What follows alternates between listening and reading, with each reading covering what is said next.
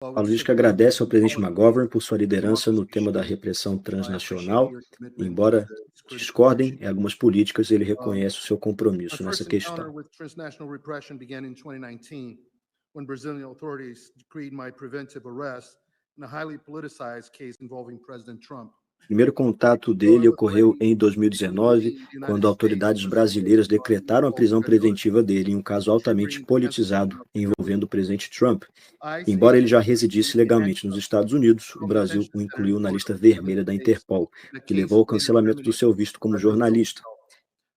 Diz que agentes da imigração algemaram ele e levaram ele ao centro de detenção Chrome por 17 dias em um caso posteriormente arquivado pelo próprio Brasil, e que ele gastou mais de $1 milhão em honorários jurídicos enfrentando essa batalha. Disse o Paulo que em 2022, o ministro do STF, Alexandre de Moraes, atual ditador do Brasil disfarçado de juiz, voltou a lhe obrigar a perseguir por relatar verdades incômodas, alegando que ele congelou todos os seus bens no Brasil, bloqueou suas redes sociais, cancelou seu passaporte e o condenou ao exílio. Tudo isso documentado. Quando os canais legais se mostraram insuficientes, ele acionou canais paralelos para que o FBI ligasse para o Paulo, tentando coagir ele a prestar depoimento. É o que o Paulo está dizendo. Disse ele também que o presidente do Comitê Judiciário da Câmara, o Jim Jordan, questionou essa violação sem precedentes em carta ao diretor do FBI, Christopher Wray, em 21 de maio de 2024, carta esta que nunca foi respondida. Ele diz que o Moraes o insultou publicamente a partir do mais alto tribunal do Brasil, o chamando de pseudo-jornalista e fugitivo, embora ele vive abertamente na Flórida há mais de 10 anos. Ele alega também haver um mandado de prisão secreto contra o Paulo e que o Paulo diz que não pode se defender porque não foi formalmente acusado e não sabe sequer se foi incluído novamente na lista da Interpol. Disse ele também que o caso dele não é isolado, mas parte de uma campanha sistemática. Ele citou o caso do jornalista Alan dos Santos, que passou mais de 2 anos na lista vermelha da Interpol, até que seu advogado provou que o governo brasileiro não tinha provas e seu nome foi retirado.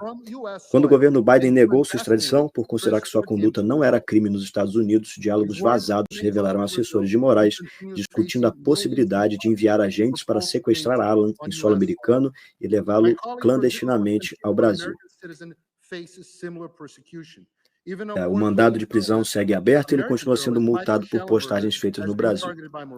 Agora ele cita os casos de Rodrigo Constantino, cidadão americano perseguido, Michael Schellenberger, que foi alvo de Moraes, e pede que reflitam sobre a gravidade disso, sobre como eles estão presenciando um agente de governo estrangeiro perseguindo sistematicamente jornalistas e residentes permanentes americanos por conteúdo jornalístico publicado nos Estados Unidos. Citando agora a perseguição também a autoridades eleitas, Eduardo Bolsonaro, deputado mais votado do Brasil, teve um inquérito aberto por Moraes após denunciar abusos ao próprio Congresso americano. Vive exilado aqui, temendo ser preso ao voltar.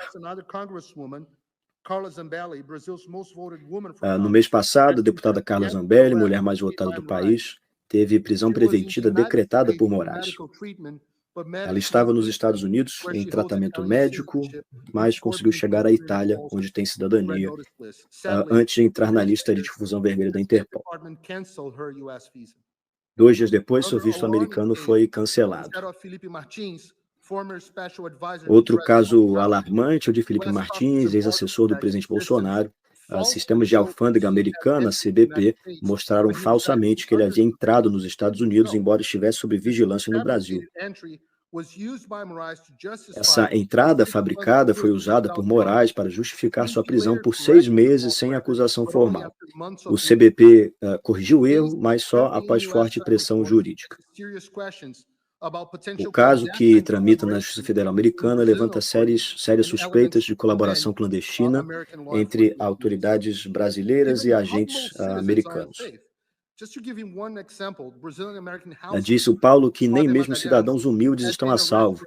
Cita aqui o caso da diarista brasileira-americana Flávia Magalhães, que teve a sua prisão decretada por postagens nas redes sociais criticando o sistema eleitoral brasileiro feitas em solo americano. Cita agora o caso do Chris Pavlovski, CEO da Rumble, e o Elon Musk, que também são alvos de perseguição sistemática de Moraes. Diz o Paulo que Moraes tentou transformar empresas americanas de tecnologia em instrumentos involuntários de sua repressão. Um número desconhecido de brasileiros teve contas bloqueadas por ordem dele, inclusive residentes nos Estados Unidos. Gigantes como Meta, X e Rumble foram ameaçados com multas milionárias e prisão de executivos caso não compartilhassem dados de pessoas em solo americano com Moraes. Ele diz: não acreditem apenas em mim. Sob essas ameaças, a Rumble processou Moraes na justiça americana. Em 25 de fevereiro de 2025, a juíza federal Mary Scriven declarou que as ordens eram inaplicáveis nos Estados Unidos e proibiu a sua execução. A resposta de Moraes foi imediata e vingativa, declarou o CEO Chris Pavlovski um criminoso e baniu a plataforma do Brasil.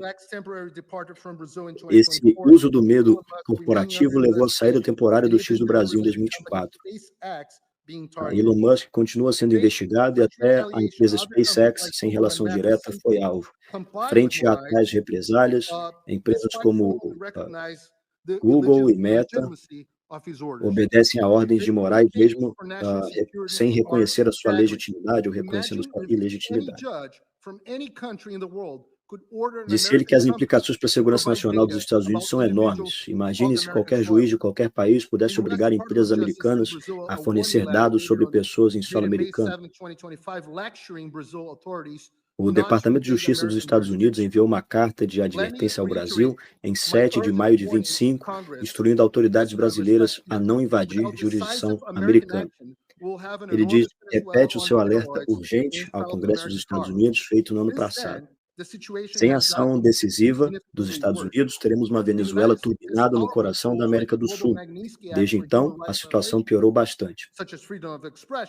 Os Estados Unidos têm ferramentas poderosas, como a Lei Global Magnitsky, para punir violações de direitos humanos, liberdade de expressão, de imprensa e devido processo legal.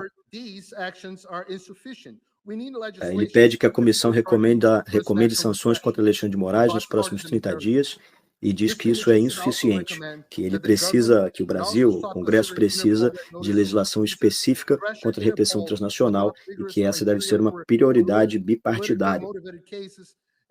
E ele faz alguns pedidos. Primeiro, que o governo pare de considerar alertas vermelhas da Interpol para a concessão de vistos. Segundo, que pressione a Interpol a adotar critérios mais rigorosos para excluir casos politicamente motivados. Terceiro, que crie exceções de asilo para vítimas de repressão transnacional. Diz ele que quando os tribunais estrangeiros atropelam a primeira emenda, quando cidadãos americanos são silenciados por exercer sua liberdade nos Estados Unidos, quando nossos sistemas são manipulados contra dissidentes, que nós enfrentamos um ataque à soberania americana e à própria democracia constitucional.